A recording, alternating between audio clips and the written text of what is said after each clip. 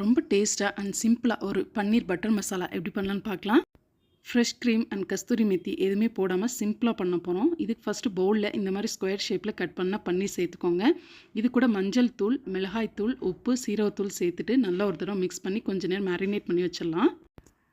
இப்போ ஒரு பேன் வச்சுக்கோங்க. தேவையான அளவு பட்டர் சேர்த்துக்கோங்க. சேர்த்ததுக்கப்புறம் நம்ம ஏற்கனவே மசாலாவோட சேர்த்து வச்சுருந்தோம் இல்லையா, அந்த பன்னீரை உள்ளே சேர்த்துட்டு நல்லா இந்த மாதிரி ஒரு வாட்டி மிக்ஸ் பண்ணி விட்டுருங்க.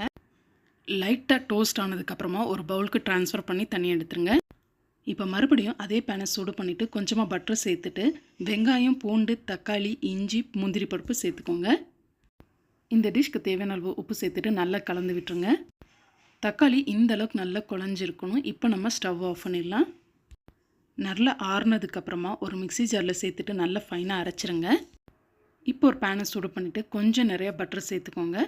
ஏலக்காய், கிராம்பு, பட்டை, ஒரு பிரிஞ்சி இலை சேர்த்துட்டு அதெல்லாம் நல்லா பொரிஞ்சதுக்கப்புறமா நம்ம அரைச்சி வச்ச பேஸ்ட்டை இதில் சேர்த்துருங்க. இது கூடவே அரை டீஸ்பூன் அளவுக்கு மிளகாய்த்தூள், அரை டீஸ்பூன் அளவுக்கு கரம் மசாலா, அரை டீஸ்பூன் அளவுக்கு சுகர் சேர்த்துட்டு ஒரு தடவை நல்லா மிக்ஸ் பண்ணி விட்டுருங்க. இப்போ ஒரு லிட்டு போட்டு க்ளோஸ் பண்ணி வச்சுருங்க. 5 மினிட்ஸ்க்கு அப்புறமா நம்ம ரெடி பண்ணி வச்சுருந்த பன்னீரை உள்ளே சேர்த்துட்டிங்கன்னா ஒரு சூப்பரான பன்னீர் பட்டர் மசாலா ரெடியாக இருக்கும். இந்த ரெசிபி நீங்களும் வீட்டில் கண்டிப்பாக ட்ரை பண்ணி பாருங்கள். பிடிச்சிருந்தா லைக் பண்ணிவிட்டு சப்ஸ்கிரைப் பண்ணுங்கள். தேங்க்யூ ஃபார் வாட்சிங்.